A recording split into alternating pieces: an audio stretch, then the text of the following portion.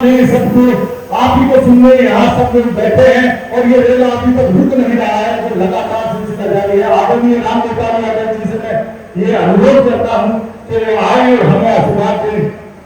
आदरणीय राम गोपाल यादव जी, प्रोफेसर राम गोपाल यादव जी जिंदाबाद जिंदाबाद।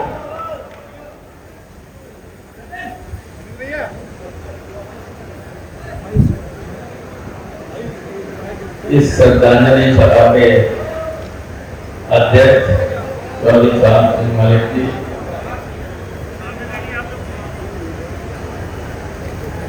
यहाँ उपस्थित क्षेत्र के सांसद आदरणीय हरेंद्र मलिक जी, पूर्व मंत्री और विधायक शायद मंजूर साहब, सरकार से संसद में समझता आपके बारे किए मैंने मंजूर है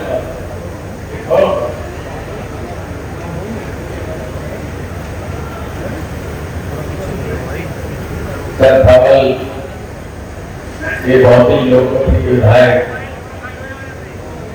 पंकज मलिक जी, जिला पंचायत की पूर्व अध्यक्ष और इस क्षेत्र के विधायक अपर प्रधान की पत्नी सीमा जी, पार्टी के सभी पदाधिकारी, नेतागण,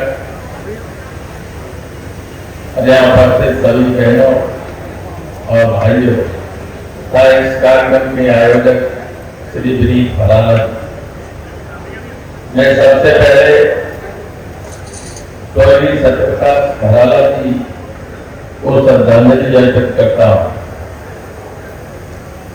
जो लोग चले जाते हैं उनके बाद भी जिनको लोग याद करते हैं उनका जीवन ही सार्थक माना जाता है।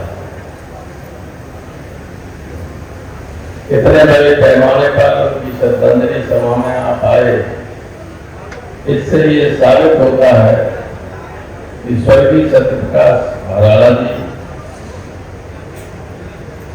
का स्थान आपके दिल में कितना गहराइयों तक पहुंचा हुआ है और अच्छे काम करने वालों को लोग याद करेंगे। बहुत सारे लोग आते हैं, बड़े पदों पर भी रहते हैं, लेकिन जाने के बाद ऐसे बहुत से होते हैं जिनका कोई नाम लेने वाला नहीं। इसलिए इनकी श्रद्धांजलि सभा और उपस्थित लोगों से यही संकेत मिलता है कि अगर नाम को जिंदा रखना है तो अच्छे कामों में ही सबको जुड़ा रहना होगा, अच्छे काम करने होंगे ताकि आने वाली पीढ़ी हम सबको याद करती है। आज हरिंदर जी यहाँ है, संसद चल रही है, आप जानते हो झगड़ा होता है और झगड़ा जब होता है उसमें उपस्थिति बहुत जरूरी होती है, लेकिन स्वर्गीय भराला जी को सत्यप्रकाश भराला जी को श्रद्धांजलि देने के लिए अपने क्षेत्र में आए। हम लोगों का रोजाना कार्यक्रम चलता है, उपराष्ट्रपति का चुनाव होना है। मैं आप लोगों को मलिक साहब आपकी पूरी बिरादरी को याद दिलाना चाहता हूं कि बीजेपी ने किस तरह से सत्यपाल मलिक का अपमान किया। जब वो मृत्युशैया पर थे तब उस दिन उनके खिलाफ मुकदमा कायम करवाया जो 100% ईमानदार व्यक्ति थे। उन्होंने शिकायत की और जो शिकायत की उसी पर उनके खिलाफ मुकदमा कायम कर दिया।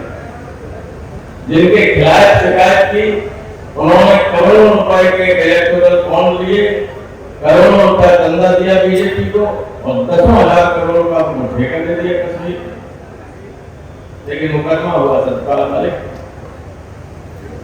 और किस तरह से हमारे उपाध्यक्ष को अभी सभापति को उपराष्ट्रपति को हटाया गया ये नहीं जानते।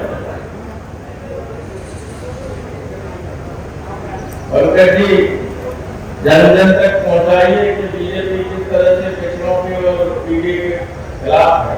कोई बड़ा नेता भर के आए तो पसंद कर देना चाहता। ये जो संघर्ष है, संघर्ष के प्रतीक थे बराड़ा जी, उनको अपना जीवन देना पड़ा, लेकिन लोग याद करते और करते रहेंगे। संघर्ष हम लोग कर रहे हैं, संसद के अंदर, संसद के बाहर, और इस वक्त संसद के अंदर जो संघर्ष हो रहा है वो लोकतंत्र को बचाने के लिए है, आपका वोट बचाने के लिए।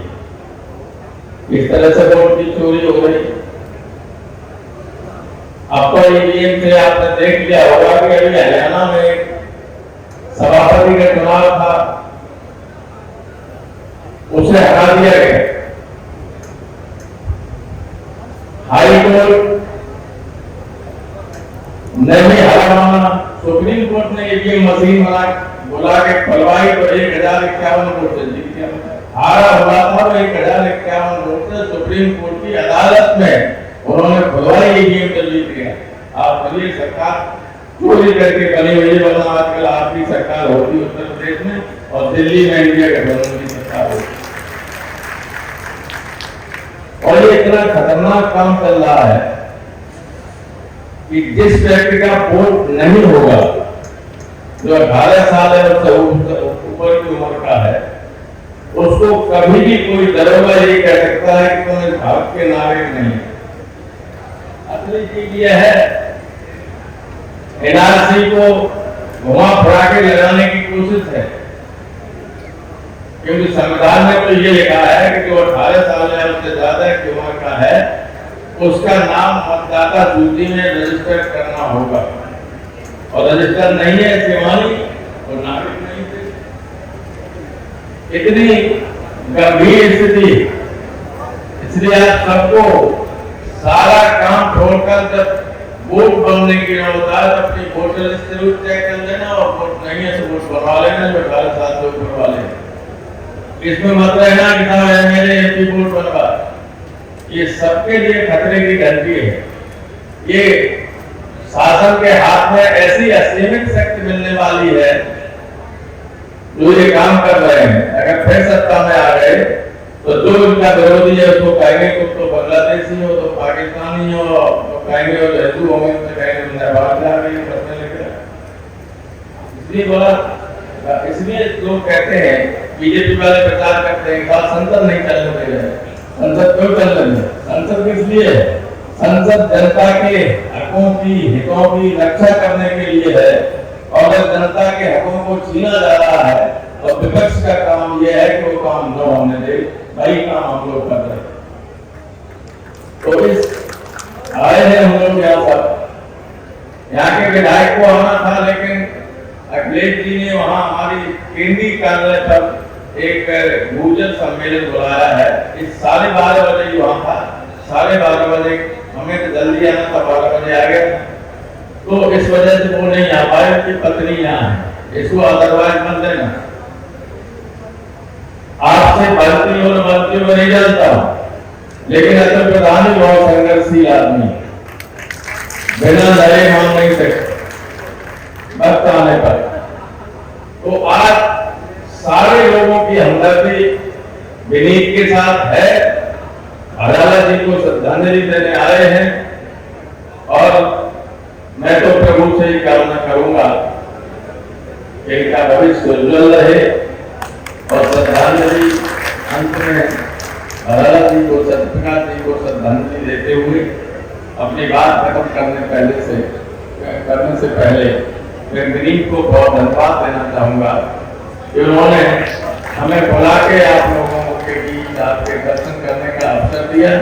यद्यपि बहुत व्यस्त कार्यक्रम था और है, अभी 12:30 बजे कौन उपराष्ट्रपति का उम्मीदवार हो इसकी मीटिंग चल रही है, तो मैंने अपनी जगह अपने दूसरे सांसद तो अखिलेश जाते नहीं मीटिंगों में, तो भेजे हैं, और शाम को 5:30 बजे अंतिम फैसला होना है, वहां हमें देना होगा, इसलिए मुझे जाना है जल्दी। लेकिन बहुत धन्यवाद आपको विनीत जी और आप सब लोगों को जो इतने बड़े कार्यक्रम में यहाँ आए और को श्रद्धांजलि दी। मैंने दर्जनों बार नेताजी के बहुत प्रिय थे, हमसे दर्जनों बार मेरी भेंट होती थी जब नेताजी से मिलने जाते थे। तो वो स्मृतियां हैं, वो हमेशा याद करेंगे। बहुत बहुत धन्यवाद।